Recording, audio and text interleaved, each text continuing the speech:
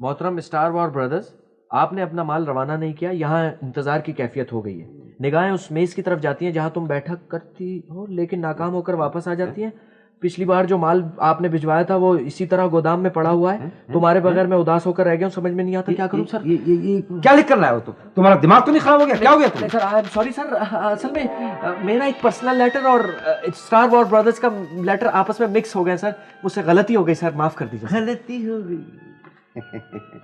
ये गलती नहीं, ये किसी के इंतजार की कैफियत है।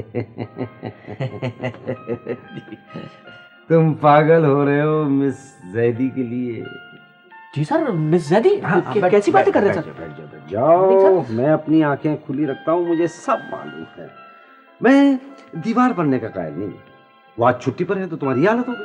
लेकिन सर आपको गलतफहमी हो रही है, ऐसी कोई बात नहीं है सर। कैसे नहीं है बिल्कुल है। देखो भाई, मैं दूसरे किस्म का बॉस हूँ, मैं मामले के तय तक पहुंच जाता हूँ। लेकिन सर मेरी बात तो मैं अभी बात करता हूँ।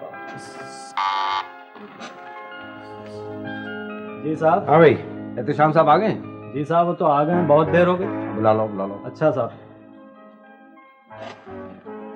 मैंने एहतेशाम साहब से कहा है कि वो तुम्हारे और मिस जैदी के मामले में कुछ करें। सर आपको गलतफहमी हो रही है, मैं मिस जैदी के लिए बिल्कुल परेशान नहीं हूँ सर। अच्छा, तो फिर निगाहें किसे ढूंढ रही हैं? जाहिर है मिस गजल को तो नहीं ढूंढ रही हूँ, लेकिन वैसे भी वो आज छुट्टी पर है। लेकिन मैं जानता हूँ कि मिस गजल के मामले में तुम्हारा कोई हाथ नहीं है। जी नहीं, बिल्कुल कोई हाथ कोई ताल्लुक नहीं है। मेरा क्या ताल्लुक हो सकता है मिस गजल से? जी जनाब, आपने मुझे याद किया? जी हाँ एहतेशाम साहब, जी फरमाएं। पानी सर से ऊंचा हो गया है। किधर?